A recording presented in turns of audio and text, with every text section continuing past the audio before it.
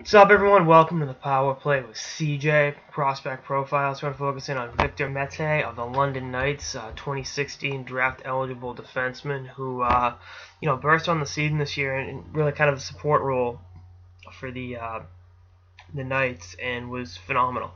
38 points in 68 games on a team that's really really deep, third in the OHL in plus minus. And I know it's an antiquated statistic, but it's somewhat telling.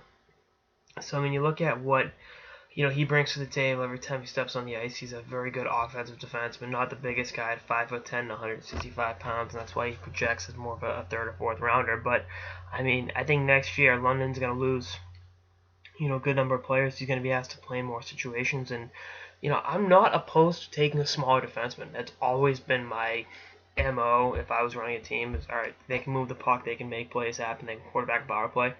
All right, who gives a shit that they're only 5'10"? I mean, look no further than Torrey Krug for the Boston Bruins. I mean, there's plenty of smaller defensemen in the league, Alex Goligoski, that can excel in that role. I mean, are they going to be body bangers? No, but who gives really? Everyone's so bent out of shape. We need size, size, size.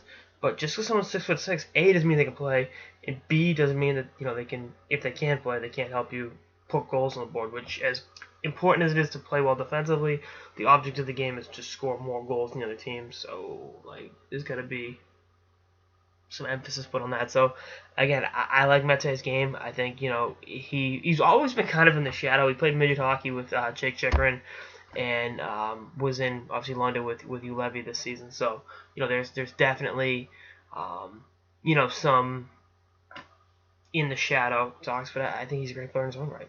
He's been able to carve a niche, and as I've always said with players that come from London, they may not be getting a ton of ice time their draft year, but you watch what they do after that, and it's like, oh shit, I see you, and I think that's always London's like Alabama in football. I mean, they graduate however many players, then there's another whole, their backups step up and are like, oh, and it's just like that. I mean, to keep with the football, with Alabama and the NCAA, they got their starters and their backups play special teams and contribute in their own way. And all these big games are seeing the field in certain packages in these big games. So when the starters graduate, go to the NFL, they've had experience playing big time snaps in the SEC. And I think that's a similar circumstance with a lot of these guys in London. Maybe Mete is the number 2 or 3 defenseman, but guy's already won a Memorial Cup. He's been out there. He's played in a lot of big games. Like he knows what it takes to win.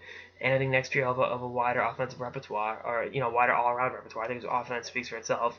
And I think this is a kid you draft in the second. If he went in the second round, it won't shock me. I think he will be more of a third round pick.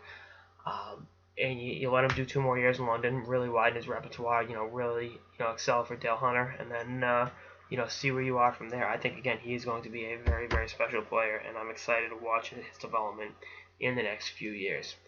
Anyway, that's all I got. This episode of the Power Play with CJ Prospect Profiles on Victor Mete of the London Knights. Stay tuned for episodes throughout the playoffs and beyond. Later, guys.